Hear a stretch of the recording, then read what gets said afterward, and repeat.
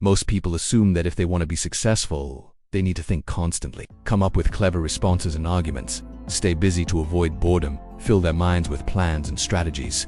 They chase that next promotion, that perfect relationship, that winning lottery ticket, always thinking, always grasping, always needing more. But the irony is that in this endless cycle of overthinking, and it was on until I read an ancient text that I realized how truly strong people think very little. Not because they lack imagination, but because they know what really matters. And when they focus on that, they become unstoppable. Let me explain. Imagine running a company, waging a war, governing an empire. You might assume the most successful leaders are the ones who micromanage every detail, issue endless commands, try to predict every outcome. But the opposite is true. The most powerful people in history aren't the ones who think the most. They're really the ones who think the least about the right things. Meet Marcus Aurelius, the philosopher emperor who ruled the most powerful empire in human history. A man who stared down countless threats, invasions, plagues, assassinations. He had every reason to be constantly overthinking, strategizing, fretting over outcomes beyond his control. Yet when he wrote his personal diary Meditations, he revealed something shocking. While managing wars, plagues, and political crises, Marcus Aurelius wasn't thinking about those things constantly. Instead, he wrote about the power of mental stillness, of thinking less, not more.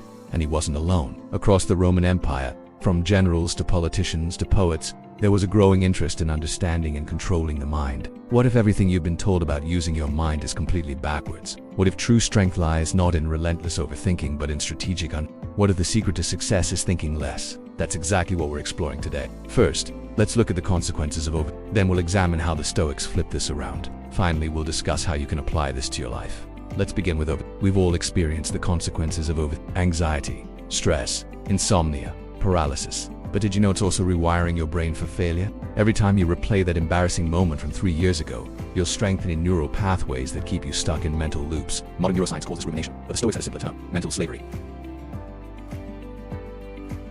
They understood that the mind, left unchecked, becomes like a wild horse, powerful but destructive. Next, consider the power of simplicity. As Henry David Thoreau wrote, "The man who goes alone can start today, but he who travels with another must wait till that other is ready." True strength comes not from doing everything, but from focusing completely on what matters most. Finally, remember the words of the Stoics.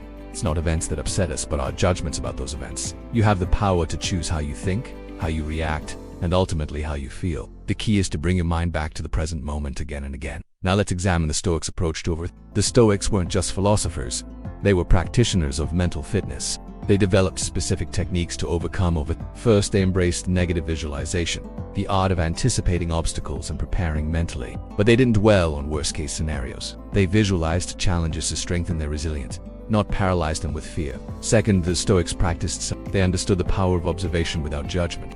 By monitoring their thoughts and emotions without labeling them as good or bad, they gained control over their mental state. This practice is now known as mindfulness. Third, the Stoics focused on virtue and wisdom. They cultivated traits like courage, justice, moderation, and knowledge, believing that aligning with these principles brought inner strength and clarity. These Stoic practices offer a path to resilience and clarity amidst life's chaos. And now let's explore how you can apply this to your life. Start by embracing the present moment. Practice mindfulness by observing your thoughts and emotions without judgment. Next, cultivate virtues like courage and wisdom. By aligning with these principles, you'll find inner strength and clarity. Remember, true strength lies in thinking less about what could go wrong and focusing more on what you can control. As Epictetus said, it's not things that upset us, but our judgments about those things. You have the power to choose how you think, how you react, and ultimately how you feel. So how will you use this knowledge? Will you continue chasing external validation and comfort? Or will you embrace simplicity, authenticity, and wisdom? This is a turning point. The path ahead may seem daunting, but with each mindful step, you'll find inner strength and clarity. Trust in the journey and hold fast to your principles. For in the end, it's not the quantity of your thoughts that matters, but their quality, depth, and alignment with your values.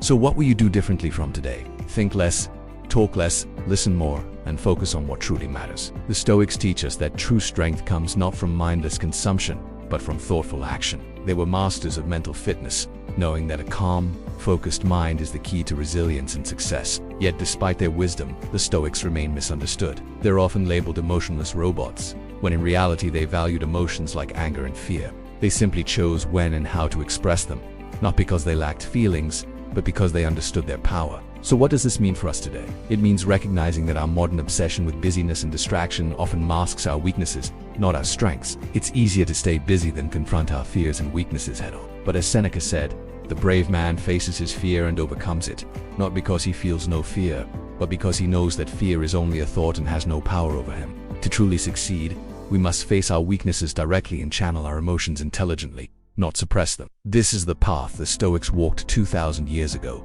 and it remains the path to wisdom and strength today. In conclusion, let's return to Marcus Aurelius' Meditations. Written while he managed the crises of an empire, it's not a book of abstract philosophy, but a diary of a man wrestling with life's challenges. On one page, he writes, "You could stop worrying now. Decide right now to stop worrying about things outside your control." And on the next, he reminds himself, "Everything that happens is the result of some unseen force beyond your control." What's the secret to these two seemingly contradictory ideas? The answer lies in Marcus's understanding of Stoic principles. He recognized the futility of worrying about the uncontrollable and the power of focusing on what he could influence. This is the essence of Stoic thinking, finding strength in the present moment by focusing on what you can control. Some may criticize this as a naive acceptance of fate, but it's anything but. It's a call to action. It's a reminder that you have the power to choose how you think, how you react, and ultimately how you feel. It's a call to take responsibility for your actions and the consequences that follow. As Marcus Aurelius put it, the happiness of your life depends on the quality of your thoughts. So what kind of thoughts will you choose to focus on? Will you dwell on past mistakes or plan for the future? Or will you embrace the present moment and appreciate the beauty of simplicity? I leave that decision in your hands. Thank you for watching this video. To see the next best way to level up as a man, check out this video here.